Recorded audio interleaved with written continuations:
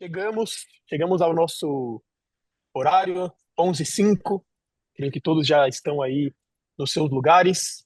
Um grande prazer ter todos vocês conosco, realmente. E um bom dia aos que não desejam bom dia. Acho que tem um script clássico. Uma coisa diferente que posso destacar é o retorno do Alexandre. Aos que não estavam quando comentei, hoje vai apresentar junto comigo. O último eu apresentei sozinho. Foi uma experiência diferente. Senti falta da sua companhia. Falei, então vai ser um grande prazer. E o script de sempre, webinars quinzenais. Realmente hoje a gente vai apresentar o resumo de janeiro. Ao meu ver, esses de resumo de meses, a gente teve o resumo do ano também, são os melhores.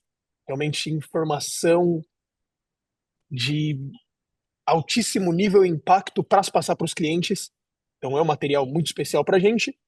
E janeiro foi diferente, foi especial, porque teve um início de ano, como o nosso querido Alexandre comentou, surpreendente, com volatilidade altíssima nos mercados globais.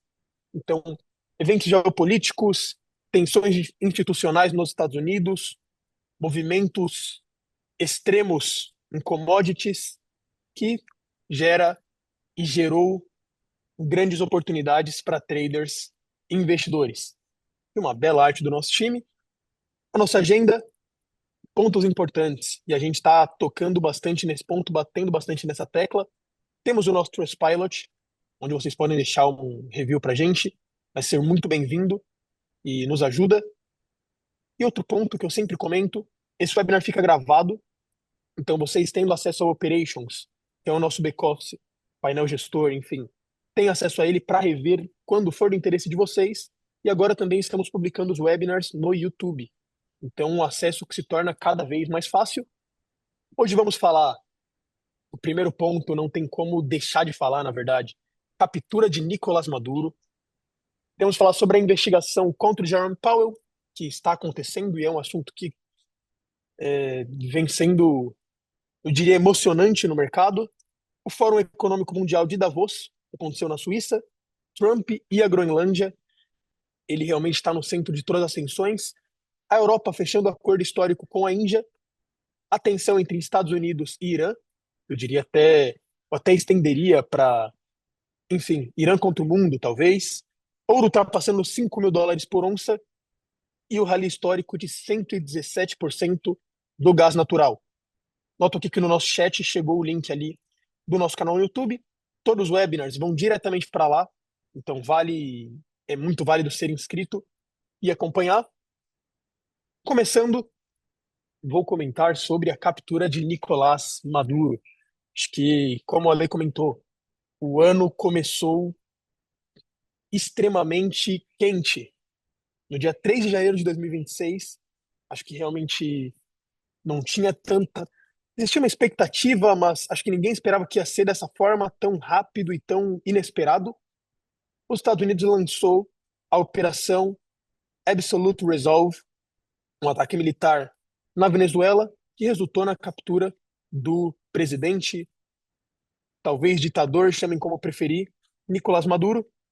Ele foi transportado para Nova York para enfrentar julgamento por acusações relacionadas ao narcoterrorismo. E esse, como está ali, foi um evento de magnitude histórica, marcando a primeira vez desde 1989 que os Estados Unidos capturam um líder estrangeiro em exercício através de ação militar direta. O último foi o Manuel Noriega, no Panamá. Aí, realmente é muito rápido os efeitos no mercado, principalmente do petróleo. A Venezuela tem um potencial muito grande porque possui uma das maiores reservas de petróleo do mundo, com 303 milhões de barris, 17% das reservas globais. No entanto, devido às décadas de subinvestimento, má gestão e diversas sanções por parte de todos os países do mundo, o país produz cerca de 800 mil barris por dia. Então é uma fração muito pequena da sua capacidade histórica, que chegou a 3,5 milhões de barris por dia nos anos 90, vamos dizer, no auge da Venezuela. A reação relativamente morna do petróleo reflete uma realidade fundamental: o mercado global está em excesso de oferta. Antes mesmo da captura, os analistas já projetavam um excedente global de 3,1 milhões de barris por dia em 2026, sugerindo essa resiliência do mercado contra riscos geopolíticos. Além disso, já haviam sinais de que a produção venezuelana estava severamente comprometida, que limita o impacto sobre o mercado de petróleo, resultando em movimentos pouco expressivos e de relevância pequena no contexto global. Ainda que as reações não tenham sido tão severas, a China perde um parceiro, um grande fornecedor estratégico.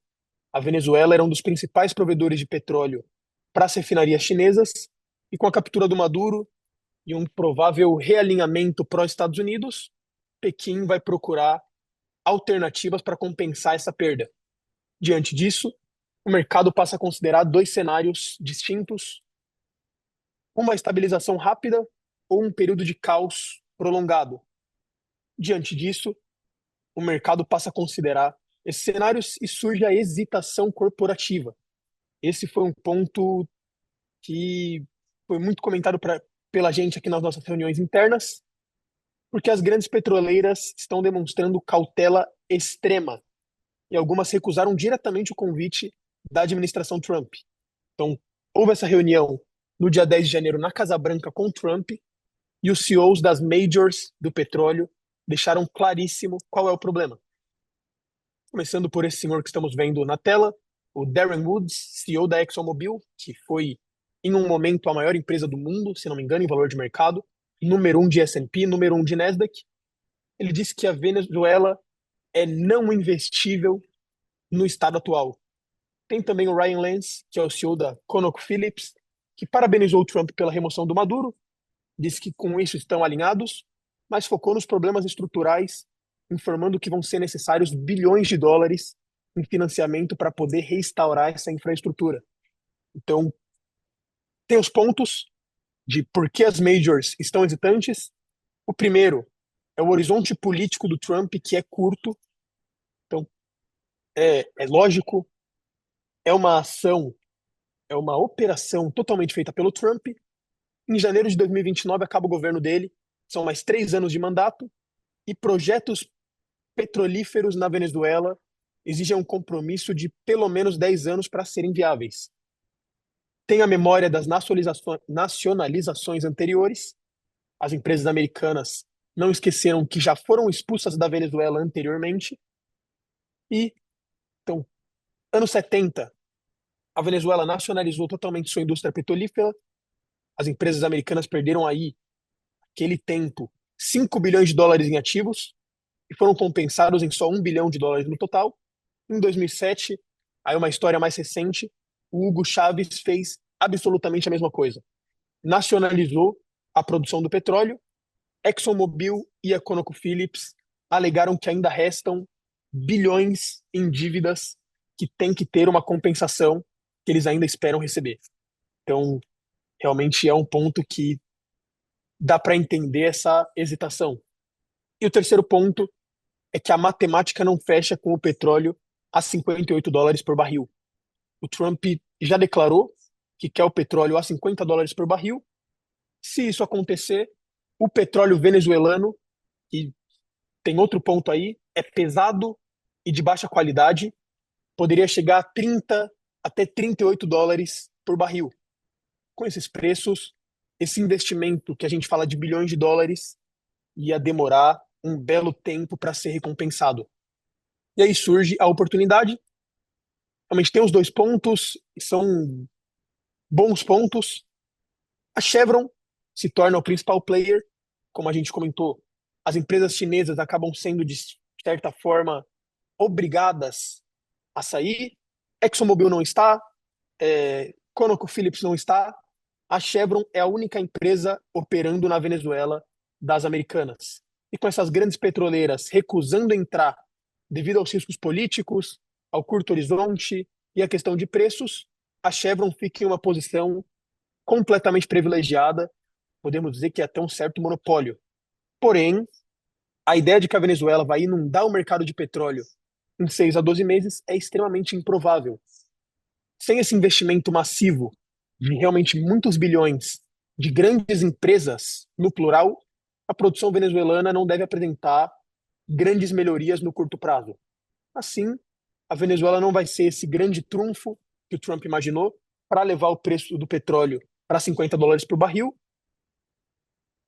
História longa, curta, a Chevron pode ganhar marginalmente, mas a Venezuela não muda o jogo do petróleo para daqui a 2 anos, 1 ano, as indicações de mercado bearish por petróleo se mantêm. E passando, temos aí. Tem algum comentário, Ale? Diga.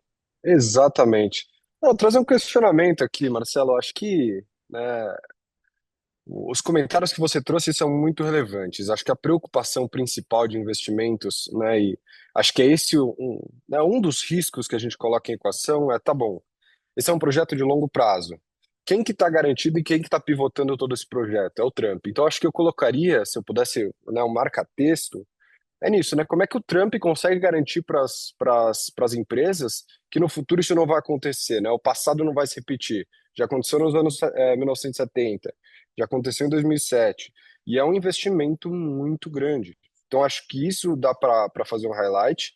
E também a gente chegou a ter uma conversa aqui interna, nada muito, não chegamos a ir tão a fundo nisso, mas até inclusive pergunto para traders ou parceiros que estão aqui no chat se vocês sabem acessar a Bolsa da Venezuela, porque assim que o Maduro foi capturado, teve um crescimento muito alto, né? A gente viu, ano passado foi o ano dos emergentes, então as bolsas, os índices subiram muito em países emergentes. Na Venezuela não foi diferente, mas a questão é, bom, como é que eu acesso a Venezuela? E acho que aí a gente faz essa analogia. E como é que eu tiro o dinheiro depois, quando eu quero fazer uma realização, por exemplo? Qual que é a dificuldade que eu tenho? Como é que eu acesso isso? Aonde que tem as regulamentações? Como é que está tudo isso estruturado? Então, se alguém souber, inclusive do chat, por favor. Mas eu diria que essa é a principal preocupação, né? Como é que eu tiro esse dinheiro? Então, Muito bom. Muito bom ponto, Ale. Na verdade, no dia que eu vi a captura do Maduro, tenho que assumir que eu fui atrás. Falei, é o momento, Bolsa da Venezuela vai voar. Mas uhum, é completamente inacessível. Realmente é inacessível. É um mercado com um controle que não tem como. A gente teria que viajar para a Venezuela, entrar em um banco por lá e perguntar se eles têm esse acesso. E muito capaz de não terem.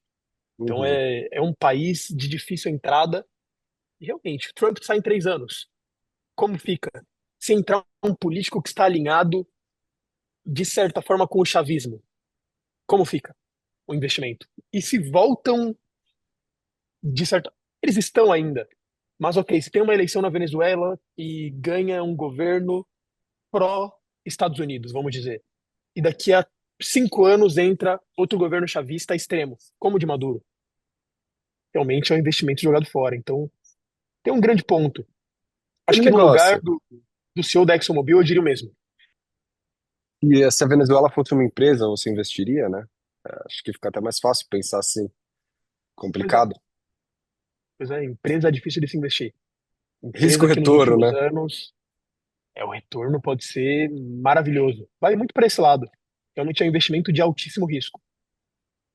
Mas enfim, seguimos. Tem aqui outro. Tem algum risco para o mercado nesse ponto também?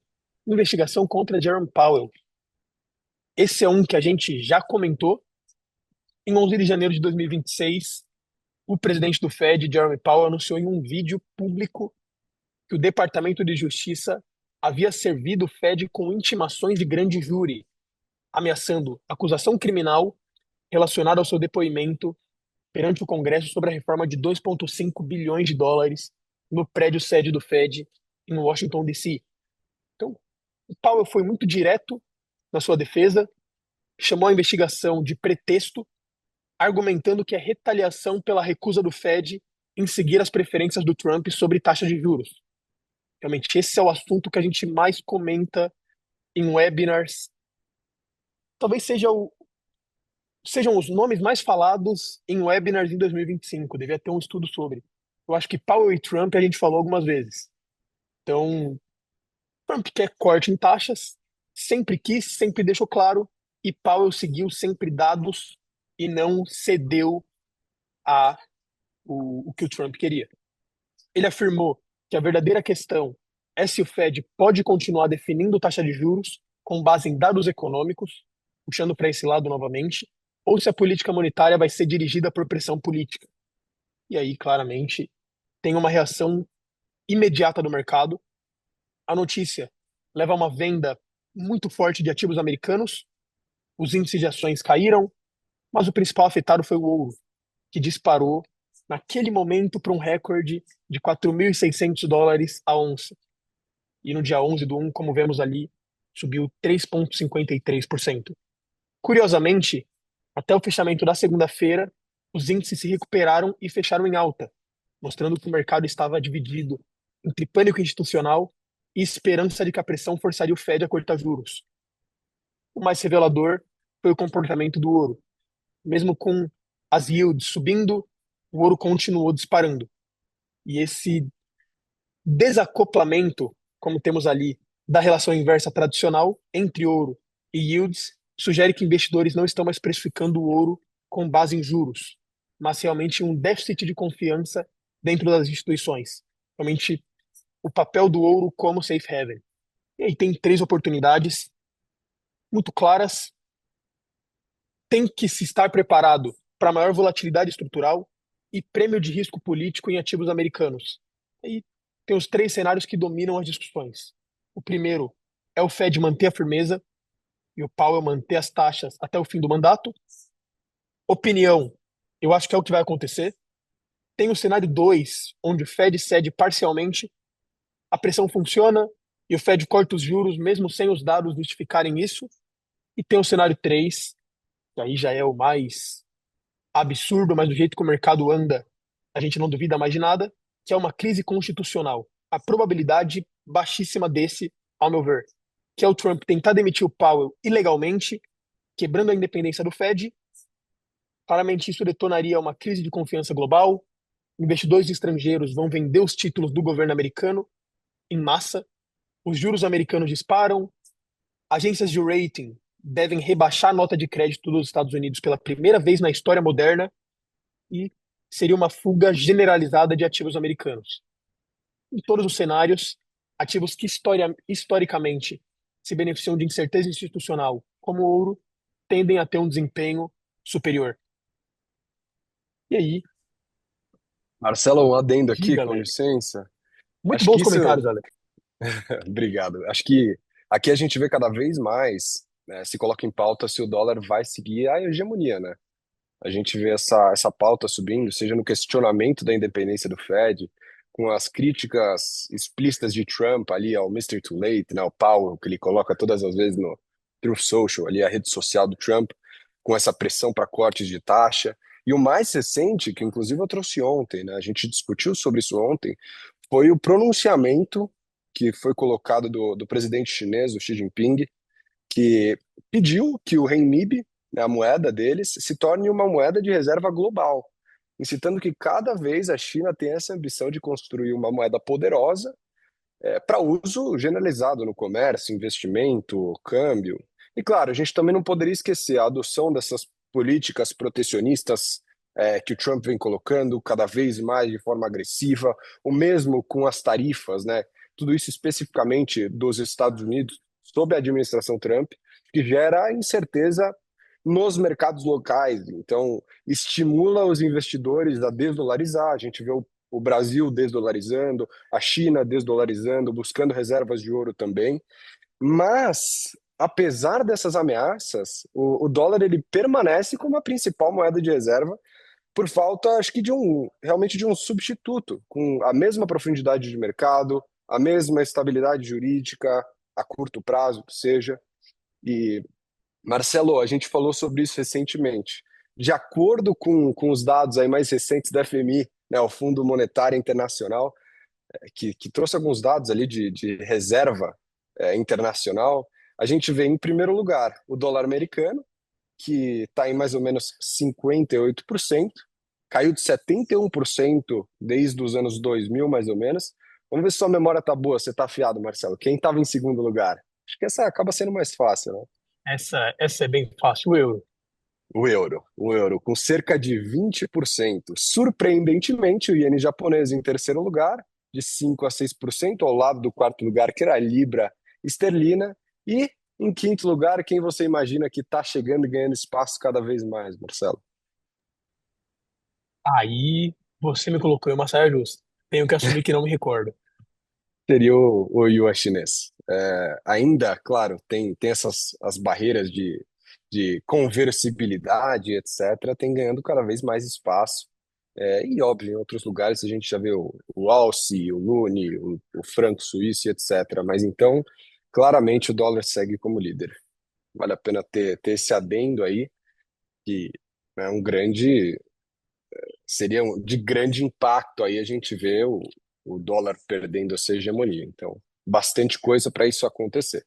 Esse cenário 3 aí ajudaria a seguir esse caminho que você contou, mas difícil, difícil. Não vejo como vai para esse caminho. O tempo irá dizer. Eu acho que se diminui essa hegemonia e esse absolutismo, vamos dizer, mas ele continua como número um. Não tem como. Dólar é dólar e sempre vai ser. Se com tudo o que está acontecendo ele continua sendo mais de 50% das reservas mundiais, eu não sei se eu imagino um cenário tão de curto e médio prazo onde deixa de ser. Não tem páreo. Não tem páreo. E Trump ainda com comentários ousados, né? Foi na semana passada que ele trouxe. Eu faço o que eu quiser com dólar, né? É como se fosse um ioiô. Ele fez esses comentários na rede social dele, então realmente confiança ele tem. Isso aí. Mas enfim, aqui vamos falar sobre ele novamente. Querendo ou não, ele foi o foco. Aqui também aconteceram outras coisas em Davos em 2026. Davos é o Fórum Econômico Mundial que acontece sempre na Suíça. Davos é realmente o lugar onde acontece. E o que deveria ser uma semana de conversas construtivas se tornou um palco de tensões geopolíticas e previsões tecnológicas audaciosas, que deixaram os investidores divididos entre otimismo por IA e pelas novas tecnologias e ansiedade e um certo pessimismo pela instabilidade política. O Trump realmente era o mais aguardado e fez seu discurso em 21 de janeiro, oscilando entre humor e provocação e insistindo que os Estados Unidos precisam controlar a Groenlândia enquanto fez ataques a políticos. A frase mais importante para os mercados realmente veio quando ele falou que não há chance dos Estados Unidos usar força para adquirir a Groenlândia.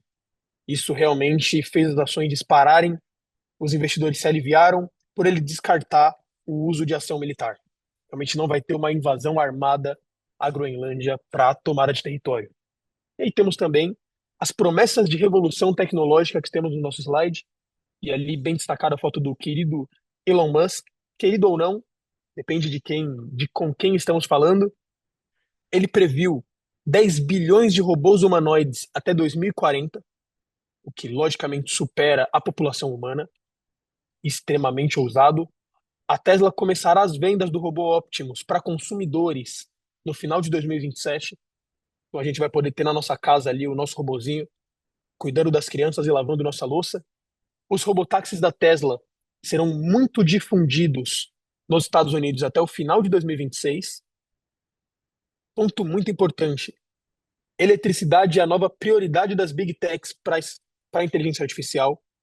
É o principal gargalo, não chips nem software. E o próximo ponto, a gente estava comentando hoje, inclusive, os painéis solares espaciais podem ser viáveis em 2 a 3 anos. Então vamos ter painéis e energia no espaço. Então, surgem duas oportunidades. Tesla claramente é sempre de altíssima volatilidade. Oportunidade nesse ativo nunca deixa de acontecer. Tem o bull case da Tesla e do Musk, o, o caso positivo, que é onde, se o Optimus realmente chegar à produção em escala, a Tesla pode destravar um motor de crescimento totalmente novo, além de carros, que realmente hoje já, de certa forma, deixou de ser até o foco da empresa. E na visão do Musk, isso pode levar a empresa a um valuation de 25 trilhões de dólares. Mais de 4 vezes o que hoje vale a Nvidia, que é realmente a maior empresa de valor de mercado do mundo. Então, um cenário é, absurdo, gritante. Não tem palavras para definir. E o bear case, o caso negativo, onde os cronogramas do Musk se atrasam novamente. Historicamente, eles atrasam. Então, existe um risco real de o Optimus evoluir, mas ficar sempre a 2 anos de distância de uma realidade comercial escalável. Então, realmente, a chegada dele pode ser no final de 2030, agora que ele diz final de 2027. Esse é o ponto que joga contra. Diga, Alexandre. Marcelo, temos que lembrar, se eu não me engano, foi na metade do ano que a gente viu, na metade do ano passado. Não podemos nos esquecer do pacote de 1 trilhão que foi aprovado por Elon Musk. Então ele tem uma cenoura a buscar ali, né? Colocaram a cenourinha ali e é aquele negócio. O Elon Musk é uma anomalia, né? Então é difícil de duvidar do potencial. Então vejo o mundo, vejo o mundo. Não aposto contra o Elon Musk, nunca. Aí é Eu posição acho, minha. eu tenho que falar, né? Você sabe minha opinião, o pessoal, os nossos assistentes, nosso público não sabe, mas eu tô completamente do lado. Acho que não, realmente não se joga contra um cara com esse tipo de poder na mão. Eu acho que a Tesla vai ser a empresa mais valiosa do mundo. Realmente tem muita coisa. Ainda tem SpaceX, ainda tem xAI, que estão se fazendo um merge e se juntando em uma única empresa, que vai ser o X-Corp, que é uma empresa com valuation de 1,2 trilhão. Então o cara é muito absurdo. É muito Toda absurdo. curva. E lançamento de robôs é até preocupante. Se a gente for pensar por um lado humano, é preocupante. Talvez esse webinar em 2030 seja apresentado por 2 robôs. Mas é um plano de dominar o mundo. É um plano de dominar o mundo. Em todos os sentidos que pode se pensar em uma dominação mundial. É muito absurdo. Mas enfim, o tempo irá dizer. Tem para dizer. O ponto aqui eu acho Certeza. que é quanto tempo isso toma. Isso pode fazer bem ou fazer mal para as ações de Tesla e das outras empresas que ele vai fazer IPO esse ano. Mas se eu fosse me posicionar agora, eu compraria muita Tesla. Realmente. Opinião, opinião. Aqui voltamos, na verdade continuamos em Davos e voltamos para Donald Trump. Então, a tentativa do Trump de adquirir a Groenlândia escalou para realmente uma das piores crises comerciais do ano que está começando. Então não foi muito tempo, mas gerou uma volatilidade muito grande em múltiplos mercados e criou grandes oportunidades também. Ali temos o que realmente está em jogo. O Trump não está apenas interessado em uma posição estratégica no Ártico, como ele comentou, de domo dourado. A Groenlândia possui reservas de minerais avaliadas em 1,7 trilhões de dólares.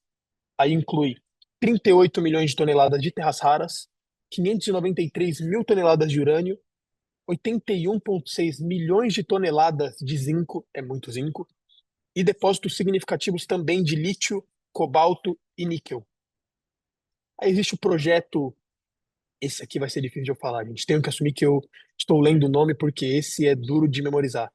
Kvanefjeld. Será que fui bem? No, no, no Muito bem. dinamarquês? Eu senti fluência, Marcelo. Excelente. Muito bom. O projeto Kvanefjeld sozinho contém 11,1 milhões de toneladas de óxidos de terras raras. É uma das maiores reservas fora da China. A gente comentou que, por muita distância, é o país que mais tem reservas de terras raras. E com a demanda por essas terras raras projetadas para triplicar até 2035, controlar essas reservas ou uma parte delas significa controlar o futuro da tecnologia global. Essa reserva é controlada pela Greenland Minerals Ltd, com participação de 12,5% da empresa chinesa Sheng Resources. Aí tem um ponto que a gente sabe que balança o coração do Trump. E aí vem a escalada tarifária. O Trump, como sua primeira ação, ameaçou impor tarifas de 10% sobre 8 países europeus, incluindo Dinamarca, que hoje é quem tem, de certa forma, não o comando, mas A Groenlândia é um território autônomo ligado à Dinamarca, França, Alemanha, Reino Unido, Holanda, Noruega, Suécia e Finlândia, com a ameaça de elevar essas tarifas até 25% até junho, caso não aceitassem um acordo total para a compra da Groenlândia. E dias depois, passou o calor do momento, ele suspendeu temporariamente as tarifas após anunciar um acordo estrutural com a OTAN sobre segurança no Ártico. Mas a questão está longe de ser resolvida, porque a Europa já discute ativar o seu Trade Bazooka como resposta, que é realmente o maior ataque comercial que a Europa pode fazer a qualquer nação, a qualquer continente.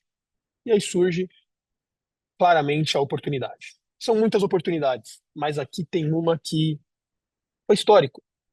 Teve um rally de 17% em 3 semanas no ouro. Essa é a oportunidade mais clara do momento.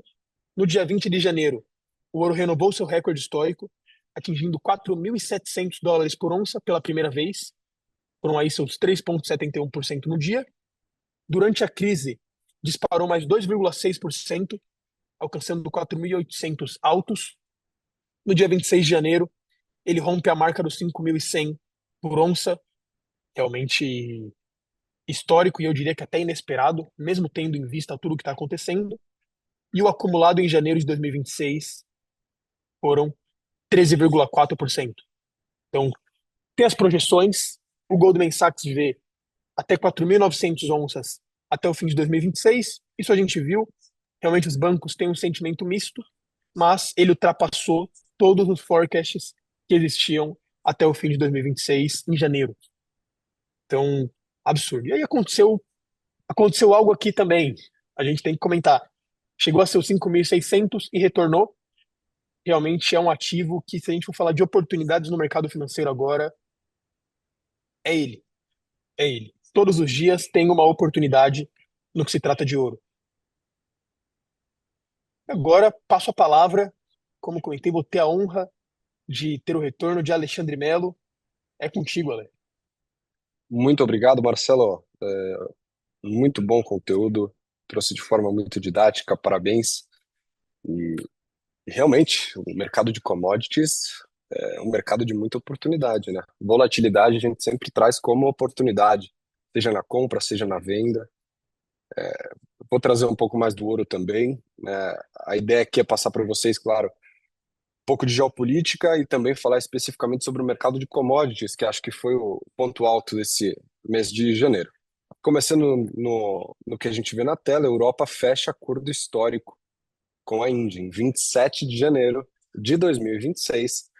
A União Europeia e a Índia concluíram negociações de um acordo de livre comércio histórico. Esse é o maior acordo desse tipo alguma vez, né, feito, celebrado pelas duas partes. Esse acordo ele reforça basicamente os laços econômicos entre a segunda e a quarta maior economia do mundo.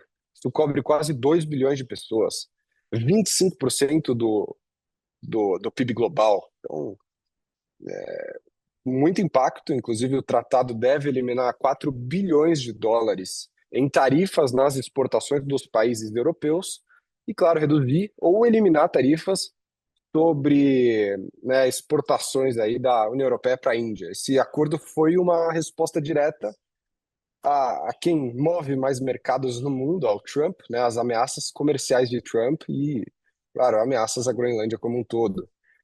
Então, analistas destacam que oferece alívio dos exportadores indianos que enfrentam uma taxa tarifária básica acentuada de 50% nos Estados Unidos. E claro, como sempre, o que determina o próximo movimento, né? O euro-dólar, a gente vê bastante força inesperada do euro como um todo, ao contrário do que a gente vê no passado, ao contrário do que a gente vê em disputas diretas aí contra os Estados Unidos, a gente vê o euro disparando. Então, o par euro-dólar, para quem opera aí par de moedas, acho que o Maurício estava aí também, né? Cheguei a ver ele no chat, alguém que opera par de moeda, deve ter acompanhado muito bem. No último mês aí o euro-dólar se fortaleceu em quase 1% e está em alta de 13% nos últimos 12 meses. atingiu 1,20818 em 27 de janeiro. Esse é o maior nível desde 2021 e é uma oportunidade clara, né? Diferentemente aí de uma guerra tradicional, uma guerra comercial tradicional, nesse cenário a Europa está se fortalecendo. Então o euro-dólar oferece posições de long, né? No caso compra, com o euro se beneficiando de novos acordos comerciais.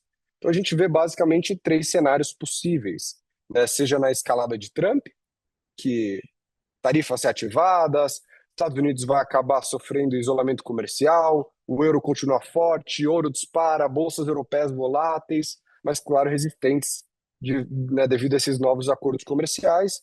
O segundo seria um acordo intermediário, então volatilidade diminui, mas a tendência de fortalecimento da União Europeia permanece. Óbvio, é muito difícil de prever esses cenários. E, ó, por último, a retaliação europeia com novos acordos, então a União Europeia ativa trade bazooka, que a gente chama aí, fecha mais parcerias, mas é muito difícil fazer esse tipo de previsão. Então, a gente vê, por exemplo, hoje a gente estava analisando uma notícia que saiu, que Estados Unidos se aproximando da Índia, tirando ali tarifas. A gente vê também, ontem eu vi isso, se eu não me engano, do Trump falando e convocando que a China e a Índia são super bem-vindas ao petróleo venezuelano. Então, hoje a gente também viu que a Índia deve parar de comprar petróleo russo ou diminuir aos poucos aí de 1,2 milhões de barris para 800 mil barris, para depois 600 mil barris. Então, e deixando também de comprar do Irã. Então, tudo isso é muito difícil de prever. A gente vê muita movimentação, mas realmente é uma guerra comercial, de conexões e etc. Então, a gente deve ver aí novidades sobre isso, mas que tem grande impacto no mercado, isso de fato é inegável. Não poderia deixar de passar, e tensões geopolíticas aí, Estados Unidos e Irã.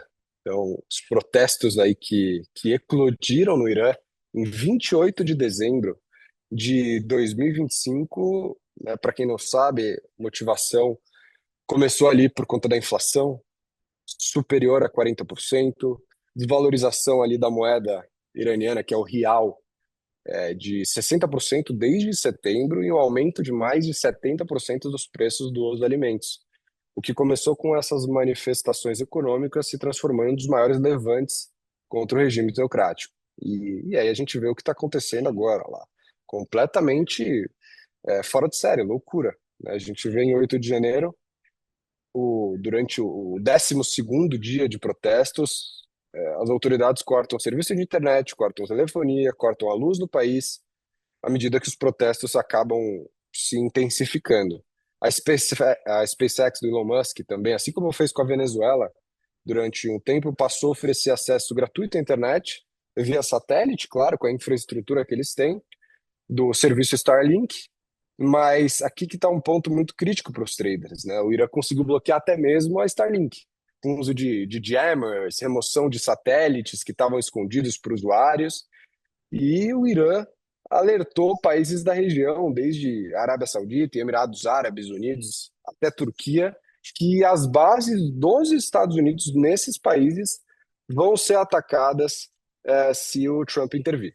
Então, o comandante falou que o comandante da guarda iraniana alertou claramente, de forma bem direta, que a força está mais pronta do que nunca, com o dedo no gatilho, e também qualquer ataque estrangeiro, independente da sua escala, vai ser tratado como um ato de guerra. Então a gente vê cada vez mais escalando. Colocam mais de 500 aeronaves dos Estados Unidos, então a gente vê isso muito forte. Um apagão total de comunicações, guerra eletrônica bloqueando Starlink. A gente está no maior momento aí, no momento de maior risco militar desde a invasão do Iraque em 2003. Então, realmente a gente vê as coisas se escalando. As ameaças de Trump, a gente pode trazer aí que tudo começou com uma ameaça direta, e palavras dele, né? Se eles os enforcarem, vocês verão algumas coisas. E ele prometeu uma ação muito forte caso o regime iraniano execute manifestantes. E encorajou os iranianos a continuarem, a protestar e declarou também que a ajuda está a caminho. E em 22 de janeiro isso virou realidade. Trump declarou que mobilizou uma grande força em direção ao Irã, falou: olha, tenho muitos navios indo naquela direção, só por precaução, uma grande frota seguindo para lá, e já são cerca de 500 aeronaves aí dos Estados Unidos, Israel e Reino Unido, que estão operando ali, né, no Oriente Médio, 418 caças, aviões com capacidade de longo alcance, né, tudo que a gente já sabe. E, por último, o Estreito de Hormuz. Acho que essa é a parte mais crítica, inclusive é o que a gente vê aí no topo do slide. Não conhecia, fui um pouco mais a fundo, mas o Irã responde dizendo que está, e aí acho que é aí que tem mais impacto, né? Pronto para uma resposta energética, que tomaria o controle desse estratégico Estreito de Hormuz, por onde passam 20% do petróleo mundial. E o Trump já, claro, respondendo, posicionando ali forças navais e aéreas para garantir que esse estreito permaneça aberto, enquanto simultaneamente faz essas ameaças de ataques diretos.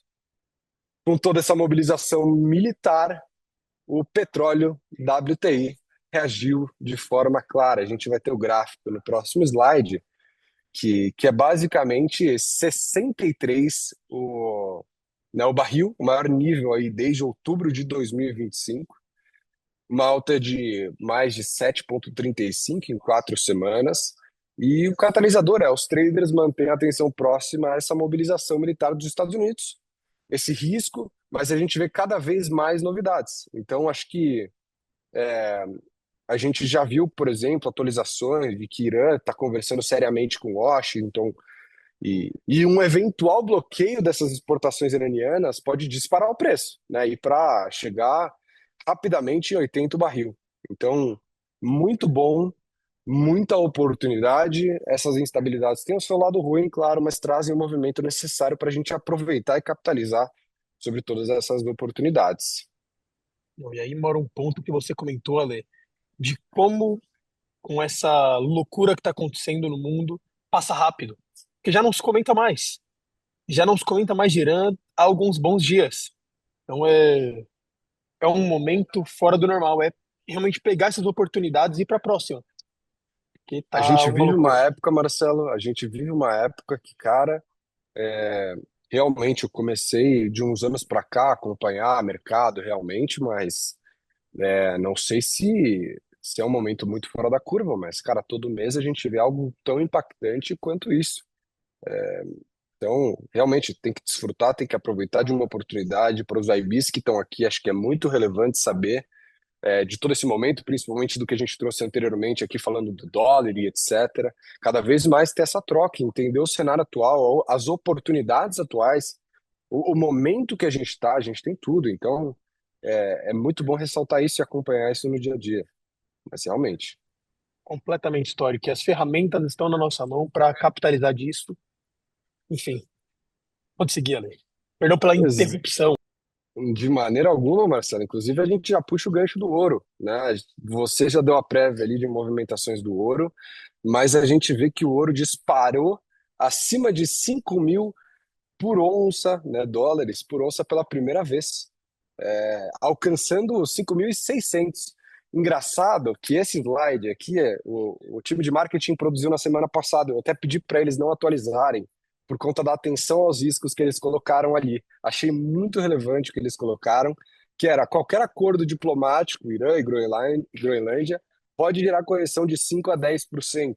Né? Então a gente já viu de tudo. A gente viu o ouro batendo 5.600, a gente viu o ouro caindo abaixo de 5.000, batendo em 4.400, e a gente viu o ouro subindo de novo para 5.000. Então, tudo que estava escrito aí, né, teoricamente já aconteceu, inclusive níveis técnicos acima de 5.100 a onça são território inexplorado, acabaram sendo explorados, desceram abaixo desse território, subiram de novo e provavelmente devem, né, parar ali e consolidar nessa região de 5.100. Se bem que a gente nunca sabe o que pode acontecer com as commodities, né? A projeção é de que suba, né? Mas a gente viu as realizações de lucro, né, depois desses 70%. Então, tudo isso aconteceu. A gente vê essa trajetória completa. Então, março rompeu US$ 3.000 a onça pela primeira vez. Outubro de 2025 atingiu 4.000. Em janeiro de 2026, ultrapassou os 5.000. Então, é um rally histórico. E não para por aí. No próximo slide, a gente vê o rally histórico de 117% no gás natural. Enquanto todos estavam olhando ali para prata, para ouro, para petróleo, o gás natural protagonizou um dos movimentos mais violentos de 2026 e criou oportunidades tanto na subida quanto na descida. O catalisador foi a tempestade Fern. Os preços do gás natural dos Estados Unidos dispararam acima de é, 60 $6, né? Chegou nesse range. Então, à medida que acho que o commodity como um todo teve bastante highlight nesse mês de janeiro, como, né, como a gente tem acompanhado.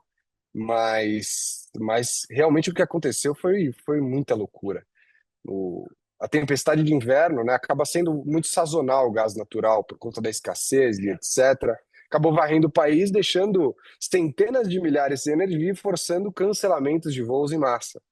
Então, a gente vê como oportunidade aí, né, o gás natural é uma das commodities mais voláteis do mundo. A gente viu ele subindo muito, subindo muito, subindo muito. Teve uma forte correção e movimentos de 5 a 10% em um dia único são comuns. A gente vê, a gente acompanha isso no mercado.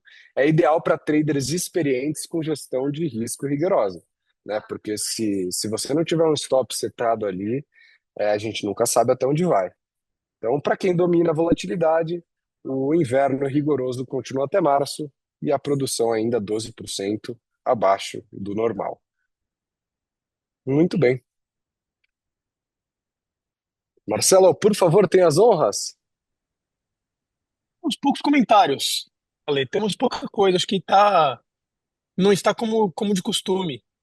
O pessoal tá frio ainda de início de ano. Mas enfim, no nosso Q&A, que não é tão utilizado, a gente costuma receber os comentários pelo chat, tem um comentário anônimo. Esse eu vou te falar que para mim é uma função nova e me pegou de surpresa. Mas o participante anônimo perguntou: diante da alta contínua do preço do ouro e do aumento da incerteza e do medo no cenário global, não faria sentido considerar o Bitcoin como alternativa de investimento, já que o mesmo é frequentemente chamado de ouro digital e se encontra em queda acumulada de 31% nos últimos 6 meses? Eu acabei de colocar para responder ao vivo. Ao meu ver, aqui já entra um ponto de opinião, e quero que o Ale também dê a dele depois, mas ao meu ver, é o momento. Ao meu ver, é o momento. 75 é loucura não pensar em uma compra. Então, enfim, a opinião, ao meu ver, menos 31%, e ele sempre retorna. Eu lembro quando a gente comentou das quedas de Nvidia e a resiliência que tem, acho que o Bitcoin vai pelo mesmo caminho. Enfim, quero ouvir de você, Ale. Marcelo, quando a gente fala sobre Bitcoin, quando a gente fala sobre ouro, é a mesma coisa que falar, olha, por que que o ouro caiu tanto agora, né? É muito difícil você colocar um motivo para isso. Ah, o Kevin Warsh, a nomeação do Kevin Warsh que surpreendeu o mercado, é a guerra da a guerra comercial da Groenlândia, né? O interesse político ali, comercial também dos Estados Unidos sobre. É a guerra da Irã, é a guerra de Rússia e Ucrânia. Por que que isso está acontecendo, né? Quando a gente vai opinar sobre qualquer um desses assuntos, eu acho que é tudo um complexo, né, que a gente tem que analisar. Né? Tem um comentário do Jamie Dimon, que é CEO do JP Morgan, que ele já trouxe que os bancos vão acabar com o Bitcoin por interesse institucional. E mesmo assim, ele também tem no portfólio dele, né, como produto dele, coisas, né, produtos atrelados a criptos como um todo. Então, acho que quando a gente vai colocar, talvez, é, cripto em pauta, eu diria que, assim como qualquer ativo, a gente tem que estar exposto, acho que vale uma exposição, mas eu não diria que é como qualquer, né, eu diria que é comparado a uma commodity. Ele vai ter a volatilidade dele, ele vai ter a variação de preço, mas eu acredito que ele ainda deve cair mais antes de subir. Acho que vai ter muita realização institucional, os big players têm que se posicionar, e a gente vê um preço médio ali, provavelmente entre 70 e 80, que é onde ele ficou por mais tempo, etc., se a gente for colocar. Eu acredito ainda que ele cai antes de subir, por conta disso. Acho que né, para big players, realmente os grandes bancos estarem posicionados também. Mas realmente, o mesmo movimento que traz a desdolarização leva dinheiro para criptos, leva dinheiro para Bitcoin, né? E cada vez dependendo menos de políticas e etc. Então, acho que sim. Depende da distribuição da carteira, sempre vale a pena ter um pouco de cripto. Então, falei, falei, Certeza. falei, e não dei a resposta que você queria, né, Marcelo? Mas Não falou se é, está comprado ou vendido. exatamente. Eu tô comprado, mas não, né, na minha cabeça, né? Você tem que estar comprado e tem que estar comprando sempre, né? O seu preço médio vai estar aqui, mas eu acho que vão ter melhores oportunidades. Eu acho que sempre vale a pena, sabe? É como funciona bem. É como funciona bem. Temos mais alguns comentários. O Maurício Fernandes comentou: com o Trump no poder, o lema da campanha não deveria ser Make America Great Again, e sim Make Volatility Great Again. Fato. Fato. E realmente, nos nossos webinars, não tem como fugir de comentar sobre o nome dele. É, é a estrela dos mercados, realmente. O Caio comentou: ideal para traders com gestão de risco rigorosa. E mandou que BTC é poupança. Tô contigo, tô contigo. E aí, realmente é o que o Ale falou, de todo mês você ter o seu aportezinho ali, funciona muito bem. Quer seguir a partir daqui, Ale? Com certeza, Janaína pedindo acesso ao material de apresentação. Janaína, não sei se você é uma parceira credenciada já da Accent Capital. Caso você seja, no back-office você tem acesso, se você entrar em support, você tem brochuras, o material de educação, presentations, webinars, trainings. Então, tudo isso você tem acesso no seu back-office. Caso você não tenha acesso e não seja uma parceira credenciada ainda, sugiro que você entre em contato, caso seja o Bruno, né, o responsável aí pelo convite, que ele te ajuda com esse material, tá bom? E muito legal, obrigado pelo interesse. Com certeza ele compartilha contigo. E você falou do Bruno, ele passou atrás de você aí. Ficou. Ele quis aparecer no Ali. webinar. Aham. Gustavo Leite parece muito mais uma queda baseada em emoção do que realmente uma análise de como o Bitcoin reagiria nesse cenário. O mercado ele acaba sendo imprevisível em alguns cenários, né? E o mercado reage a emoções mesmo. Acho que é isso mesmo. Estou de acordo, Gustavo. E acaba, né, realmente dando oportunidade. O mercado tira dinheiro dos impacientes e dá dinheiro para os pacientes, como diria Warren Buffett. Então, temos paciência. Tem umas referências fortes, Ale. Foi bem. Janaína, top, tranquilo, serei parceira com certeza. Excelente, muito bom. Vai ser um prazer contar contigo aqui no nosso time. Maurício Fernandes, acho que o Bitcoin ainda testa a casa de 66 mil, que foi barreira por um longo tempo, e depois que passou dessa marca, nunca mais retestou essa resistência histórica. Exatamente, Maurício. Não sei se cai logo no 70% da FIBO, esse ponto, etc. Eu não sou o melhor de análises gráficas, mas é um número que com certeza eu vou ficar atento. Vou até anotar aqui que eu estou precisando renovar meus aportes em cripto. Aí é na carteira PF mesmo. E você, Marcelo, você acha que a partir daí sobe ou tem espaço ainda? Você não deu sua Fico opinião sobre preocupado. isso. Eu fico preocupado, Ale. Meu valor médio, eu que assumi para vocês, meu valor médio são 83 mil dólares. Mas é aquilo, se ele cai mais, eu compro mais. Então não tem problema. É um ativo que funciona assim. O comentário do Caio de que é poupança é cirúrgico. É cirúrgico. Eu vou continuar comprando, ele voltando para 100 mês que vem, ou ele caindo para 66. Acho que o fundamental segue ali e, ao meu ver, vale uma compra. Mas, enfim, pode testar. Pode testar. O caminho que ele vem é de queda absoluta. Enfim, creio que é isso, Ale. Creio que não temos mais perguntas, mais comentários. Quer fazer as honras da finalização? Com certeza, Marcelo. Obrigado pela honra. Né, primeiro, sempre muito importante a presença de todos vocês aqui. Lembra que isso daqui que a gente faz é com muito carinho, com muito trabalho. Tem todo um time por trás que faz esse material, que faz esse estudo. A gente faz esse levantamento para trazer as melhores e mais importantes ações. Isso daqui é para reverberar quando vocês estão falando com clientes, no caso, para quem aqui não é trader, para os traders também entenderem posicionamentos políticos e etc., como tudo se E procurarem movimenta. clientes também. E procurarem clientes Traders, também. Muito belíssima observação, Marcelo. para ressaltar que o que não falta é oportunidade. Às vezes você tem aquele cliente, por exemplo, que ainda não está dolarizado, né?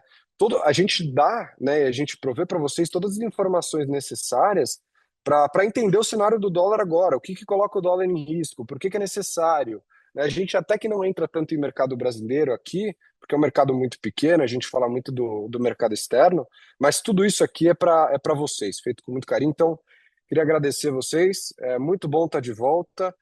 A gente vai fazer o próximo em táticas comerciais. Gosto bastante dessa temática. No dia 24 de fevereiro, ou seja, como escalar suas vendas. Mais uma vez, tudo isso para a gente gerar negócios juntos, né? Para a gente fazer acontecer. Então, siga nossas redes sociais, mantenham-se atualizados sobre novas oportunidades de mercado, sobre mudanças estruturais e etc.